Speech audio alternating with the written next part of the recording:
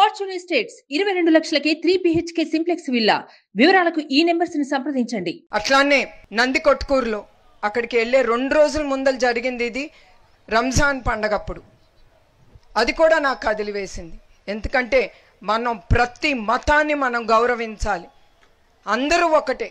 ఎవరు మతానికి వాళ్ళకి ఏముంటుందో అవి మనం గౌరవించాలి.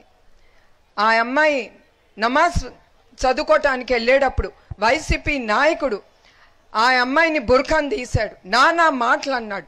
వాడికి ఎంత ధైర్యం ఉండాలి ఒక బుర్ఖాన్ తీయటానికి? అది మీ ఆలోచన ఉండాలి. బుర్ఖా తీసి ఆ అమ్మాయిని నానా మాటలు అంటాడు.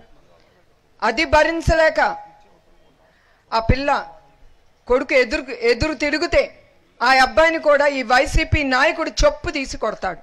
అది ఈ వైసీపీ ప్రభుత్వం మన మతాలకి ఇచ్చే గౌరవం.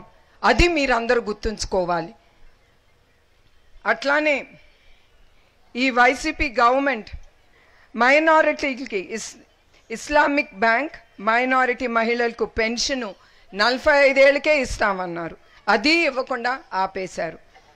అది కాకుండా అభివృద్ధి కోరుకుంటూ సబ్ ప్లాన్ దుల్హన్ పథకాలు 1,00,000 రూపాయలకి పెంచుతామని ఈ ప్రభుత్వం మీ అందరికీ హామీ ఇచ్చారు.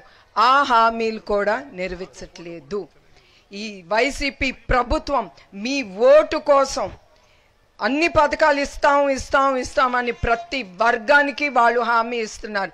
కానీ ఒక్క పథకం వాళ్ళు పవర్లోకి వచ్చిన తర్వాత ఒక్క పథకం ముందుకి తీసుకెళ్ళట్లేదు. అది మీ ప్రజలకు కూడా నేను గుర్తు చేయాలనుకుంటున్నాను. అట్లానే పాఠశాల విలీనం ఒక్కో క్లాస్ నుంచి 5వ క్లాస్కి చదువుకుంటున్న మైనారిటీ విద్యార్థులకు ఉర్దూ బదులు తెలుగు చదవాలని వీళ్ళు చెప్తున్నారు. అట్లానే 5 ఏళ్ళుగా ఒక ఉర్దూ టీచర్ని కూడా వాళ్ళు నియమించలేదు ఈ వైసీపీ ప్రభుత్వం. అట్లానే మద్రాసులు తగ్గిపోయి విద్యార్థులు 40% తగ్గిపోయింది.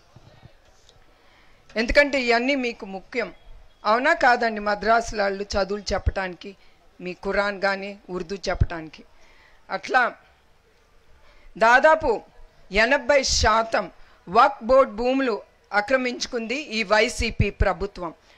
వక్ఫ్ బోర్డు చెందిన 30,000 ఎకరాలు భూములు ఆక్రమించుకుంది ఈ ప్రభుత్వం. ఆఖరికి మీరు పూజించే ప్రార్థన స్థలాలు కానీ శ్మశాన స్థలాలను కూడా వదలట్లేదు ఈ వైసీపీ ప్రభుత్వం. ఇది ఈ ప్రభుత్వం ఇక్కడికి వచ్చింది భూ కబ్జా. వాళ్ళకి మంచి మర్యాద అనేది లేదు. ఒక మతాన్ని గౌరవించాలని అసలు లేదు. వాళ్ళకి కావాల్సింది డబ్బు. వాళ్ళు డబ్బు సంపాదించుకుంటే చాలు, ప్రజలు ఏమైనా పర్వాలేదు అనే ఆలోచనలో ఉంది ఈ వైసీపీ ప్రభుత్వం. అట్లానే టీడీపీ ప్రభుత్వం అప్పుడు పేద ప్రజలకి టిడ్కో ఇళ్ళు అని నిర్మించారు చంద్రబాబు నాయుడు గారు. ఈ ప్రభుత్వం వచ్చి, ఈ వైసీపీ ప్రభుత్వం వచ్చి ఆ టిడ్కో ఇళ్ళకి వాళ్ళ కలర్లు వాళ్ళ పెయింట్లు వేసుకుని లబ్ధి పొందాల్సిన వాళ్ళకి ఇవ్వకుండా వాళ్ళు పనిచేసుకున్నారు. అది ఈ ప్రభుత్వం, వైసీపీ ప్రభుత్వం చేసే అరాచకాలు. అట్లానే మీకు మళ్ళీ గుర్తు చేస్తున్నాను, చంద్రబాబు నాయుడు గారి హయాంలో తెలుగుదేశం ప్రభుత్వం అప్పుడు ఎండి షరీఫ్ గారిని శాసన మండలికి చైర్మన్గా ఎన్నుకున్నారు.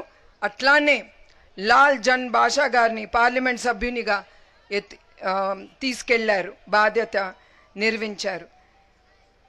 ఇతరులు జెడ్పీ చైర్మన్గా, మేయర్లుగా కూడా మిమ్మల్ని అందరినీ ఆ స్థానాలకి పంపించింది తెలుగుదేశం ప్రభుత్వం.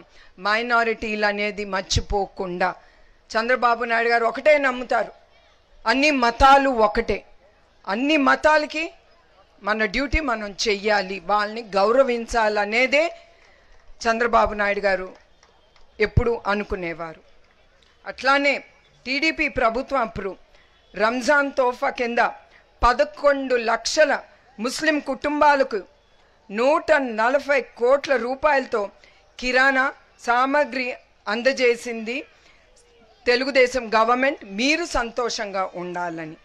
అట్లానే 5 సంవత్సరాల్లో 200 కోట్లతో 38,000కి పైగా మైనారిటీ వధువులకు వివాహానికి 50 రూపాయల వేలు సహాయం అందించింది తెలుగుదేశం ప్రభుత్వం. అట్లానే మైనారిటీ ఫైనాన్స్ కార్పొరేషన్ని టీడీపీ ప్రభుత్వం ఏర్పాటు చేసింది. తద్వారా 44,000 మైనారిటీ 240 కోట్ల రూపాయలతో లబ్ధి పొందారు.